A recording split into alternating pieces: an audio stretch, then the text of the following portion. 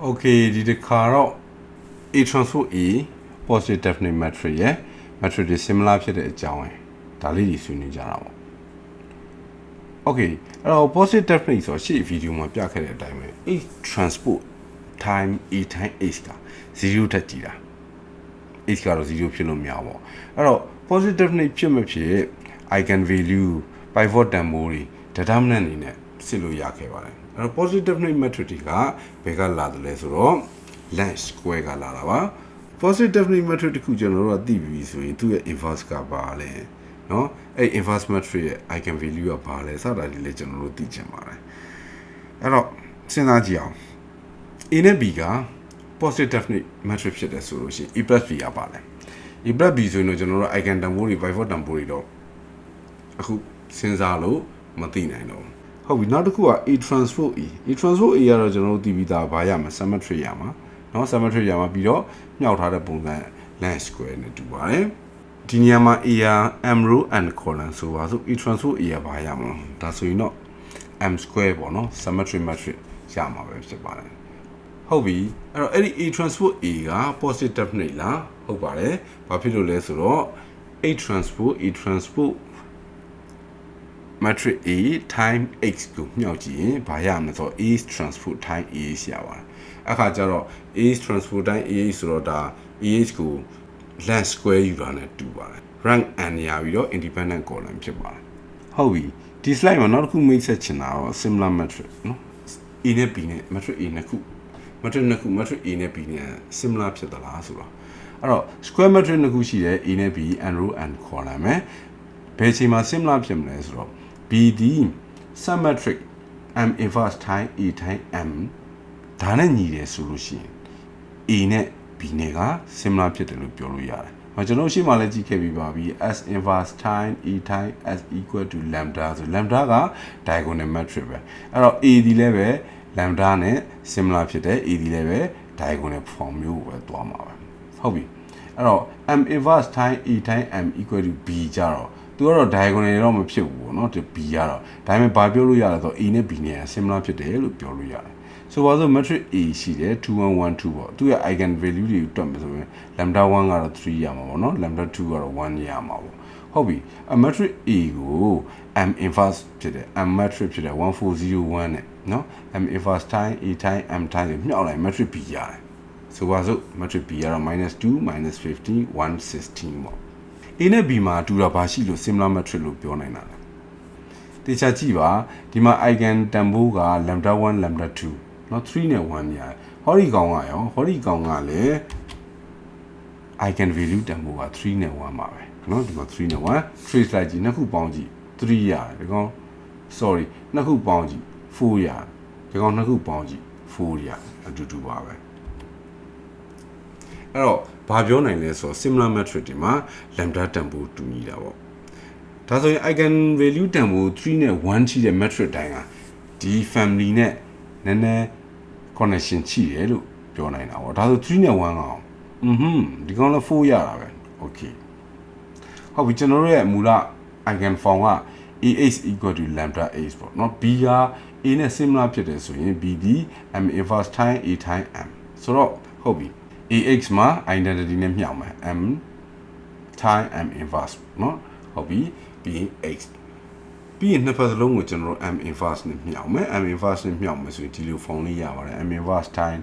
A time m เนาะဒါတစ်ပိုင်းနောက်တော့ m inverse time x ပေါ့เนาะဒါဆိုဒီဘက်မှာ lambda m inverse x ရမယ်ဆိုတော့ဒီကောင်ဒီsimilar ဖြစ်တယ် b နဲ့ similar ဖြစ်တယ်ဒါကြောင့် b m inverse x เนาะဒါဆိုရင် lambda m inverse x ပေါ့ဒါဆိုရင် eigen vector တွေကတော့မတူဘူးเนาะဒီ A အတွက် eigen vector နဲ့ B အတွက် eigen vector ဒီနှစ်ခုမြှောက်ခြင်းဖြစ်သွားတာတူတာပါရှိတော့ eigen value တွေတူပါတယ်ဒါပါပဲ B ရဲ့ eigen vector ကတော့ m inverse time eigen vector of E ပေါ့เนาะဒါဆိုရင် similar matrix တွေမှာ eigen value တွေတူတယ်ဆိုတာပြောလို့ရပါပြီ matrix တစ်ခုမှာ eigen value တွေတူရင်ဘာဖြစ်လဲမှတ်မိလားeigen vector တွေ repeated ဖြစ်လို့ရှိရင် matrix eigen value တွေ repeated ဖြစ်လို့ရှိရင် eigen vector တွေမလုံလောက်တာမျိုးရှိအခန်းမှာကြည့်ခဲ့တယ်လေเนาะ bad case ပေါ့เนาะဒါမျိုး lambda 1နဲ့ lambda 2နဲ့တူ တူညီတဲ့တန်ဖိုးရှိနေတာပေါ့ဟုတ်ပါပြီအဲ့တော့ဒီ metric နှစ်ခုကိုကြည့်အောင်နော်ဒီ metric ကတော့ဒါ diagonal metric ပေါ့အပေါ်ကောင် diagonalize လုပ်နိုင်တယ်ကောင်နော်ဒါပေမဲ့ဒီကောင်ကသူ့မှာက family ကနည်းတယ်ဥပမာဆိုလို့ရှိရင် m inverse time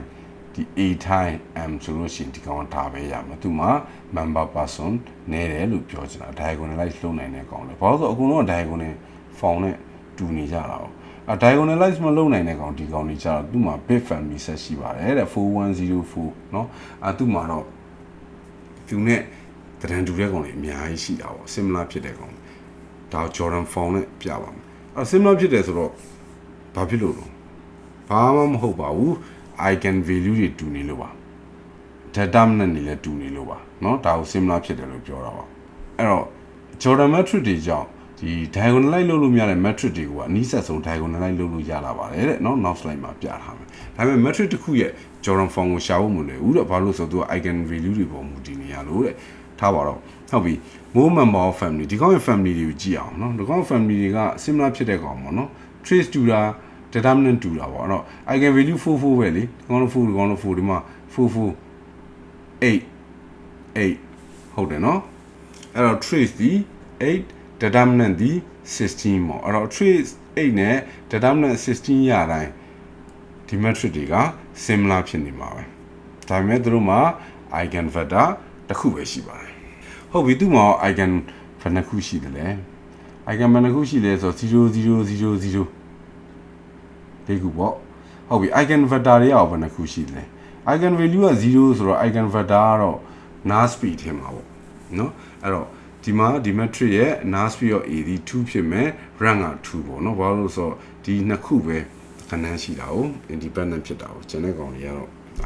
dependent လို့ပြောအောင်ပါပေါ့ဆိုတော့ဒီကောင်ဆိုရင်ဒီကောင်လည်း rank က2ပါပဲဒီကောင်ဆိုရင်ဒီကောင်လည်း rank က2ပါပဲ eigen vector နှစ်ခုရှိတယ်နှစ်ခုကထုံးစံတိုင်းပြောင်းတယ်ဒါပေမဲ့ဘာကွာလဲဆိုရှေ့ရကောင်လည်းမတူဘူး similar မဖြစ်ဘူးဒီကောင်နဲ့လည်းဒီကောင်နဲ့လည်း similar မဖြစ်ပါဘူးเนาะအဲ့တော့ Jordan ကဘယ်လိုမြင်လဲဆိုတော့ block တင်နေမြင်ပါတယ်ဒါက22 block နှစ်ခုရှိတာ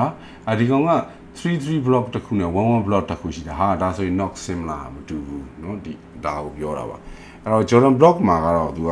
eigen value တွေ block တစ်ခုတိုင်းမှာရှိပါတယ် block တွေဒီ site တူရင် matrix ဒီ similar ဖြစ်မယ် block မတူရင် similar မဖြစ်ဘူးเนาะအဲ့တော့ square matrix တွေကတော့ Jordan matrix တွေနဲ့similar ဖြစ်ပါတယ်တဲ့ဥပမာဆိုလို့ရှိရင် Jordan case မှာဆိုဒါ diagonal ဆိုပေါ့နော်ဒီ eigen value တစ်ခုက block တစ်ခုမှာရှိတယ် number of block အရေးအတွက်ဒီ number of eigen vector ပါပဲเนาะဒါပေမဲ့ဒီမှာဆိုရင်တော့ဒါဆိုရင်33 block နဲ့11 block ဒီကောင်က22 block နဲ့ဒါ22 block ပေါ့နော်အဲ့တော့ matrix တစ်ခုက repeated eigen value တွေဒါမပါဘူးဆိုရင် Jordan form ကဒီလိုပုံစံဖြစ်နေမှာပါ diagonalize လုပ်လို့ရတဲ့ပုံစံပေါ့နော်ဒီ case မှာဆိုရင်တော့ j is equal to lambda ပေါ့